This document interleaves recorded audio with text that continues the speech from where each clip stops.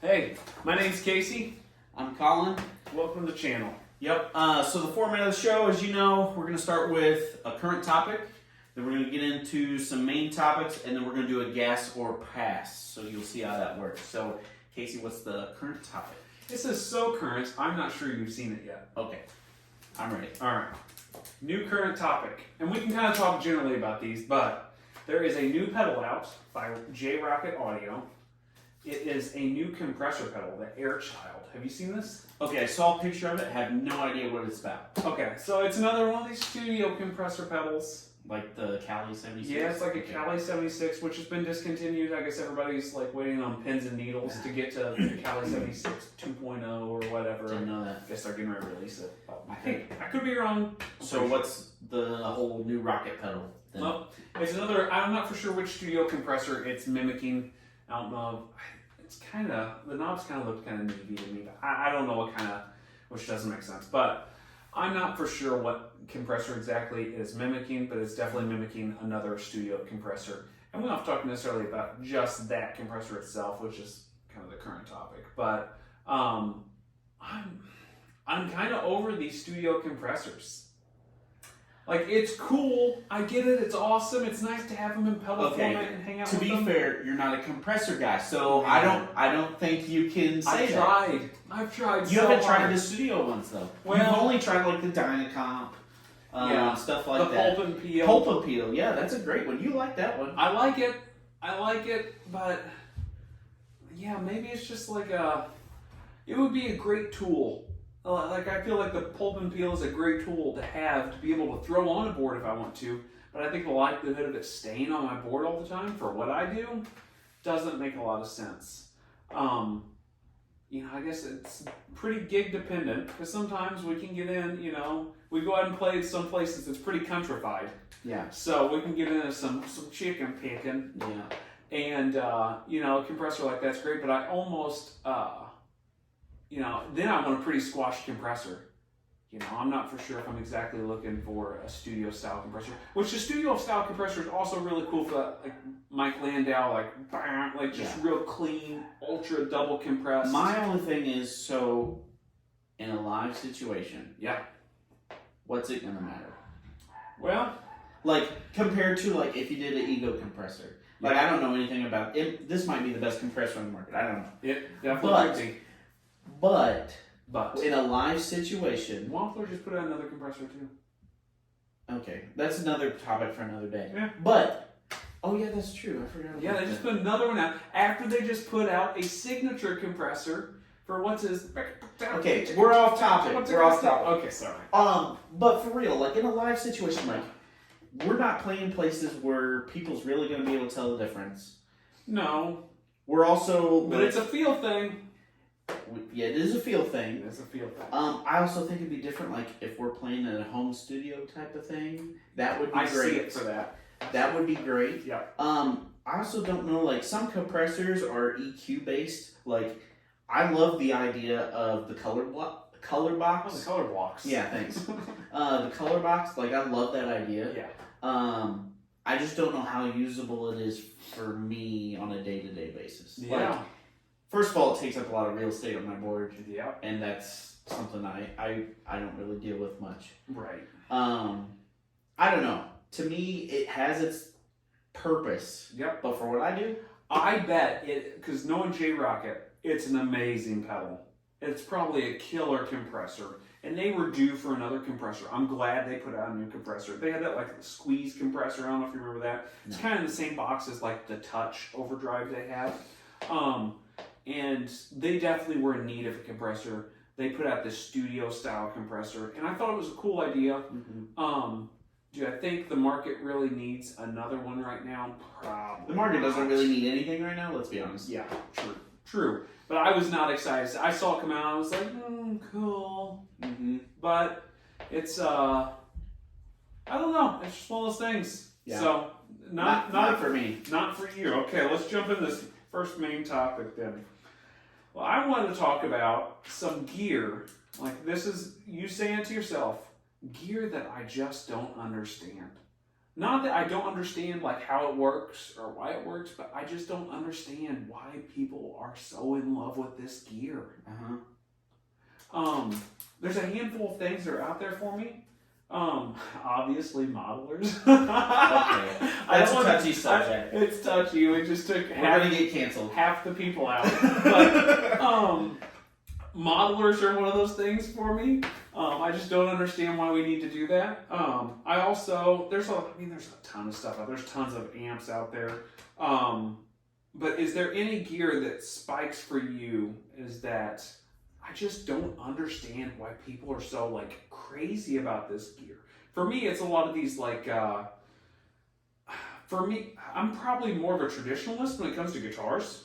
So I look at some of these guitar styles and things that are out there that people are absolutely crazy for, and I'm just kind of, I'm open to new styles and new cuts of guitars, but some of them are just god awful. I mean, they're just really, really bad, and I just can't get into them. Or some of those takes that are like the parallel access that Fender does sometimes. Yeah.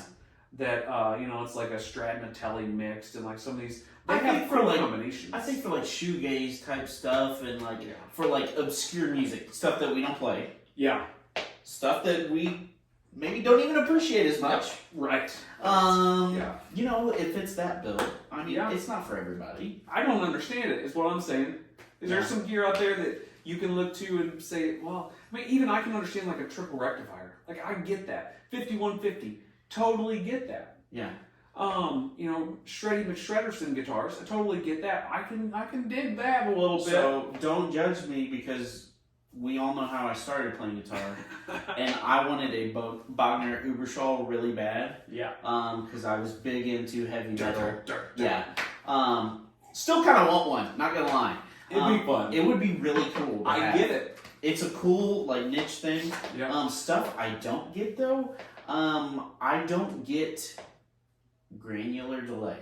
I don't get it. Like I've literally walked into a shop and I've heard someone say, "Do you have any granular delays?" And all I can think about is like, who is thinking about like what does that even mean? Yeah. Like analog, digital. I get that. Tape.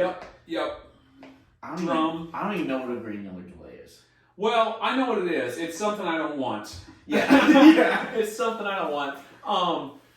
Boy, that is not my type of scene whatsoever. All these reverbs that have these huge like pad-like sounds. It's cool. It would be great if you're doing like church gigs. And I think it's a cool practice tool. I see that like cloud burst strumming. It's almost like if you had a looper. It's almost or what's that? I forgot what the freeze pedal, the electroharmonics stuff. You put it on there and it like holds your note. That's cool. It's kind of like that. It's really cool. And if I was just sitting in my bedroom practicing all the time by myself, maybe it's something I would get into. Yeah. Or just something to play with. But to have that as like, oh, this is my main reverb pedal and like granular reverbs. I don't, like you said, I think there's just terms that people are making up at this point. And I don't even think they have a place in, especially in the live world. Like studio, I get it. Like you're trying to make these huge sounds and you want that wall of sound that Lex talks about. Sometimes. Like, that makes sense, but for a normal, run-of-the-mill person. Yeah, I mean, I don't, you gotta go play taking care of business at the bar. Yeah. You gonna turn on your granular reverb? No. You might not even turn on this reverb. Right. What's going on. Yeah, a lot of places you go to, like, I'm turning my reverb down. Yeah. Because I've got, basically, maybe I'm playing too many empty places. Maybe all the places I play are just empty. It's all the old folks' homes that we go to. Yeah, that's gotta be. Okay. Yeah. Granular reverbs. That's not our crowd. I don't know if I have like in particular a like do not understand completely. Like to me it would be like having vintage gear, like a tape machine. Mm-hmm. Like I think it would be awesome to own, but the practicality of it, like. To me, it doesn't make sense. No, it would. I would love to have it once again for like a studio piece or for like playing around at home. Like I would love. I say that you have a Marshall, you can never play this out. No, for what you do, 50-watt non-master volume head. I will get to play this out one time every 2 years. Right. To be able to turn it up to where I want to anyway. I'd much rather take a deluxe and be able to turn it up. But Yeah, yeah, you have that. So maybe I'm overstepping. but also it's that sound in my head. If that sound in your head is a tape delay, like a vintage tape delay, the one exception I would say to that would be maybe a full tone tape echo. Like it's like $1,000 to $1,200 probably for one of those these days. But they're workable, they're serviceable, they're more new, and I think they're probably pretty comparable to a lot of like EP3s and stuff like that. Yeah. But yeah, some of that stuff's hard to look at. Things I don't understand owning, maybe. Yeah. But yeah, and with that, I guess we move to gas or pass. Okay. So, are you going first this time, or am I going Sure, first? I'll go. So kind of speaking, we're talking about echoes, so here we are. Echo. I gotta be honest, I'm a big Memory Man person, Oh yeah, I'm aware. and yeah, it's the best in my opinion. But I really thought about a vintage Memory Man. What's the going price on a vintage Memory Man? Give ballpark. You're asking the wrong person. I don't even remember. I gotta look it up. But But in the ballpark, like it's $800. I was about to say, $1,000. yeah, it's close to that. And also, you gotta think about like they are super unreliable. Yeah, right. So what would you do? Would you put it on a board?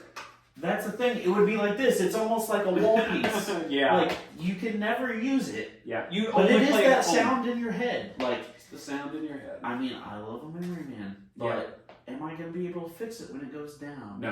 No, I can tell you, no, you cannot fix it when it goes down. Hey, I'm not great at handheld tools, okay? But we know people that could. We yeah. know people that could. We could take it to the shop and go get it fixed. Yeah. But, yeah, how much So, would it Memory cost? Man. Memory Man for me. Let's see. For me, it's a pass. It's a pass. Well, for that's me. not your bag.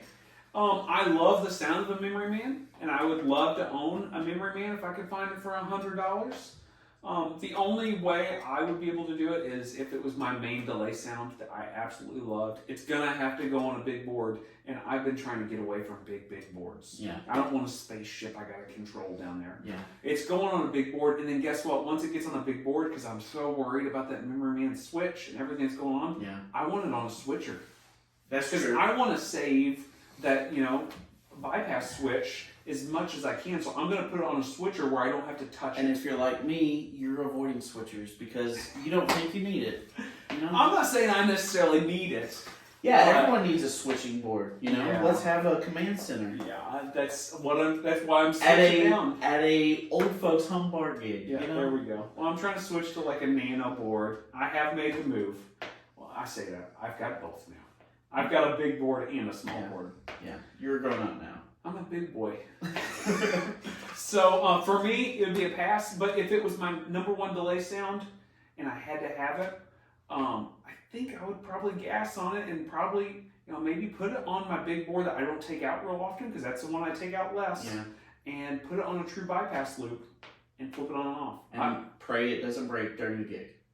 Yeah. I don't know how much I can gig it. Yeah. Yeah. Okay. So. Yours. Oh, my gas or pass. Okay, I forgot. I thought I had gone.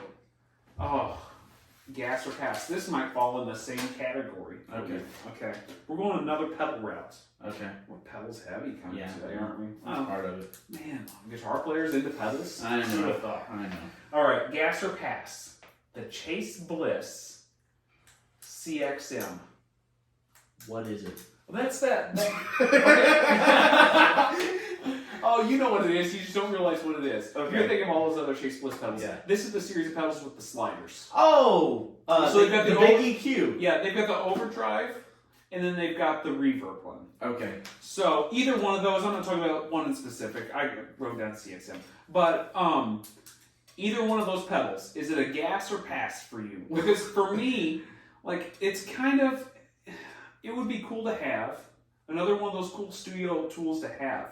But for me, it's way overkill. I've got no desire to have a bunch of sliders that probably something's going to get spilled in. Even if nothing gets spilled in, everybody's worried about spilling beer in there. Yeah. Who's setting beer on their pedal boards? Well. Your amp. That's where you get the rings. Yeah. You don't It's put them on classy your that pedal way, boards. you're Yeah, right. it makes an amp classy. Yeah. But everybody's worried about spilling beer in there. I guess maybe other people spilling beer in there. I try to keep them off my pedals, but My concern is like just dust and debris and like stuff from the bottom of my shoe. They've got covers for them and stuff. I'm gonna kick that thing. I'm rough on stuff. Yeah. And the reverbs to me and the overdrives. I mean, the overdrives are cool. It's cool to see the faders move and all that stuff in the different presets. But you can only do one overdrive at a time. You can only do one reverb at a time. Who wants more than one reverb at a time? Yeah. But it's not like you can stack a clon onto a big muff, or you can, stack multiple drives. It's not that you can stack a clon on a big muff, but you know what I'm saying. You can't stack multiple drives on that. So it is an EQ pedal, or this is? It is not an EQ pedal. There is just a reverb and just a drive. I think they're looking at releasing some more different ones, but that's all it is right now. And they're like expensive. Yeah. I mean, for what they are. Considering I didn't know what it was, I'm gonna pass. Yeah. Okay. So it's not on my radar. Fair enough. I would say, I mean, it is a cool idea. I mean, even what was the J-Rocket sliding overdrive? Oh, the melody. Man. Yeah, I think that's a cool. I almost bought that for for you. I'm thinking it's like the Archer, but it's got sliders. Oh, but come on. Yeah, what's the Archer one? Or K-type. Yeah. Anyways, it's a Steve signature. It's a okay, Steve yeah. signature. So I was, even thinking about that. That's a cool idea. Cool idea. But I go into option paralysis. Yeah. When I have so many knobs, like I'm a set it and forget it type of person. So if I like the sound, I leave it. So to me, it's not. It's a pass completely. Yeah. Unaware of it. Actually, you're aware of it, I guess. That probably should have been on current pedals because I. Oh, it's not new. It's old. Oh. Dan and Mick have used on that pedal show for a long time. That big goofy pedal that's on there. Gotcha. I said, here I am, big and goofy. I don't mean anything bad, Chase Bliss. If you want to send me one, I'll definitely check it out. But I will be an honest reviewer, so watch out. It's just, I don't know. It's one of those things that I've kind of looked at, and for me, it's definitely a pass.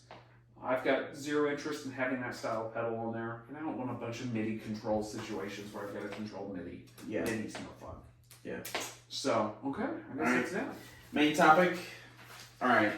This is one that you and I have talked about before we did this channel. Okay. And I feel like we need to touch on it. Ooh. Why are all the cliches true? Gear-wise, guitar-wise, why are all the cliches true? Like, you go with a Gibson and a Marshall, you plug it in, bam, there's a sound. It's the sound. A Fender into a Fender, bam, The sound. there's a sound. A Klon and a Marshall. Yeah. All the cliches. They're right. All the cliches are right. I don't know why they're right, but they're right. They're also cliches for a reason. Yeah, but I think as guitar players, we always want this brand new sound. We want something completely different. Yeah. So I was culprit of this when I first started playing. Is I'm avoiding every cliche possible. Yeah, I don't want to be that cliche. I don't want to be a dude playing a Les Paul and a Marshall. No. I'm gonna have my own unique sound. Yep. And I'm gonna get something completely different. I'm my own person. Yeah, I don't need this. But guess what? When I go to the cliche, I'm like, this is more me. This is what I want. I think there's something to do with the cliches. Obviously, the cliches are right for a reason. They've been tried and tested, right? And they've been proven that they work every single time. Mm-hmm. I think also a lot of the cliches, if you look at what they are, Fender into a Fender into a Marshall too. Okay, yeah. Hendrix, right? There's a lot of guys, you name multiple. Or a Gibson into a Marshall. I think a lot of those cliches, are open enough and have enough, not just headroom or anything like that. I'm not talking about that necessarily, but they will let you show your own identity through them. Yeah. Everybody's looking for their own special sound, and they're plugging into the same high gain BS that everybody else is plugged into. Yeah. No knock on them, but I think of Friedman. They're an awesome company. They do amazing things. Yeah. But when it comes down to it, I don't feel like there's anything special, and I don't mean that bad because they're great amps. To me, when I think of them, I think of I think the Phil X head might be an exception, and maybe what was it, the Dirty Shirley or Bucks and Betty or something that was probably an exception to the rule, and I think his new Plex is probably an exception to that. Okay. But like the brown eye and all that type of stuff. I think a lot of it felt kind of like what Phil X was doing when he was playing with Daughtry and stuff. Mm-hmm. He had that wall of sound. He had multiple amps and multiple guitars all going in this big wall of sound, and they were painting them in different directions. And it just sounded like this big, thick wall, and it was awesome sounding. Yeah. But it didn't sound real unique or individualistic. And I think if you listen to any of the players that have that truly unique sound, most of them are playing the cliches. Yeah. I mean, look at all the studio guys, like the guys that we really like, Right. like Bukovac, Brent Mason. All like guys. they have a bassman. What else do they have? They're big heads. They have They've always got a plexi. A plexi. Usually it's like a Samson era matchless. Yep. There's usually a tweed in there somewhere. That's true. It's like a tweed deluxe or a high powered twin tweed. And then there's some type of blackface amp a lot of times too, right? So they've got a vintage blackface Princeton or Deluxe or something along those lines, or maybe they've got an oddball matchless or something. Mm-hmm. But there's the handful of cliches they've got. You're right, absolutely matchless, Marshall. And these are just amps for the most part, but the guitar world's the same thing. Yeah, and they've got the same guitars. Yeah. I mean, same guitars. They've all got some type of Les Paul style guitar. Maybe it's slightly different. They've all got some type of telly. They've all got some type of Gretsch. They've all got some type of 335 or something. They usually have some type of Strat in their bin. And, sometimes it's reissues. Sometimes it's the real vintage piece, depending on who you're talking to. Not us. We can't afford vintage. That's not us. It's usually not our vintage piece of gear, even though I, drool over it very Although often. I'm proud, I do own a '66 basement, and yes, that is bragging. But I'm not trying to be that guy. Dude. Yeah. Anyway, but it's just the head. I don't even have the matching cab. Yes. So Yes. We're working on it. I guess. But the cliches are always true. Cliches are true. You plugged that basement in, and what'd you do? You were like, It's holy the sound. crap! This is the sound I've been looking Yeah. for. I plugged in this Marshall. You know what I didn't need? A 50-watt non-master volume Marshall. Didn't need it. Did not need it, but I plugged into it. It was like, this is it, dude. Mm-hmm. This is the sound. I cannot leave the store without it. Yeah. This is the one. Why do I still have it? Because if I sold it, I would be super sad, and I would not have the sound. You would be like Dad, and you would say, "Well, back in my day, I had the best amp there ever was." Yep. That's what you would say, and you probably got people out there that say that too, or maybe it's you. But seriously, you will say, "I should have never sold it." Yep. And I completely regret it. we definitely have gear that we've done that with, but Yeah. there's some things we just can't part with. Yeah, and I think the cliches will fall.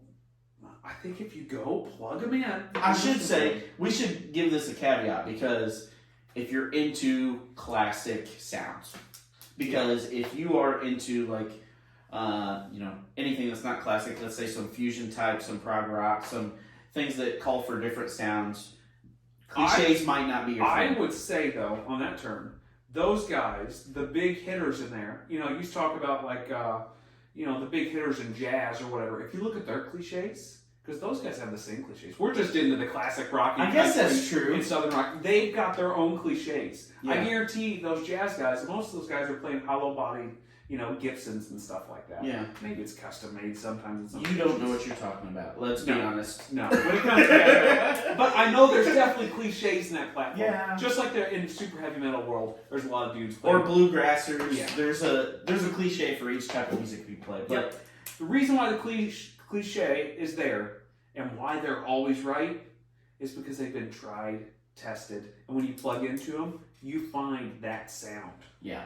It's the sound you've been hearing. And our motive is, the favorite sounds that we heard as kids or that we love now that inspire us. We try to chase after that, but do it in a way that we can actually afford it. Yeah. So whatever we can do to get as close as possible there. If your thing is a Hot Rod Deluxe, go for it. Yeah. You can get a great sound out of a Hot Rod Deluxe with an amp in the box pedal and a couple pieces. You can have a killer sound. Yeah. And you can follow those cliches the same way. Plug a Gibson into one of those rocket pedal animals. Yeah. Into a Hot Rod Deluxe, and you've got a great Gibson into a Marshall sound. Yeah, that's true. It's just something. I think cliches are true. I think cliches are true. I don't know why, but I can't seem to get away from them. Yeah. I love the classic sound, so to me that's what I go for. But I've never been like wrong when I plug into a cliche. I've never been disappointed when I picked up a D28. I mean, some D28s are better than others, but I've never thought, man, this thing doesn't sound like a good D20. This doesn't sound like a good acoustic guitar. Doesn't sound like a record. Whenever, yeah, right. That's the thing. That's the truth. You pick them up and they sound like records a lot of times. Yeah. Not every single guitar is a winner. They might play like crap. You might play like there's crap. going to be a limit. Yep. And there's levels to the game.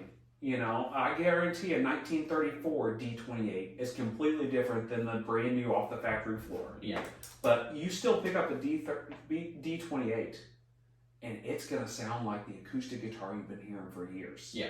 And there's a reason why. Yep. You know. So, if there's a sound that you've absolutely been chasing for a long time, or there's a guitar player that you've been chasing for a long time, trying to find it in different guitars and like different odds and ends gear, just go out there and just go to a shop where you can play their cliche guitar into their cliche amp. Try it out. Like, it might not even be the wattage that works for you. No. Like, he has this thing, and he's never going to play it. He's never going to play it, but it's a sound that he loves. So, I mean, yeah, at least try out, like, what you're inspired by. That's what we're trying to say. So, I guess that's it for today. all right. All right, well, thanks for showing up, guys. Comment down below if you've got any questions or main topics or any gas or pass you want us to look into, and we'll see you guys next time. See ya.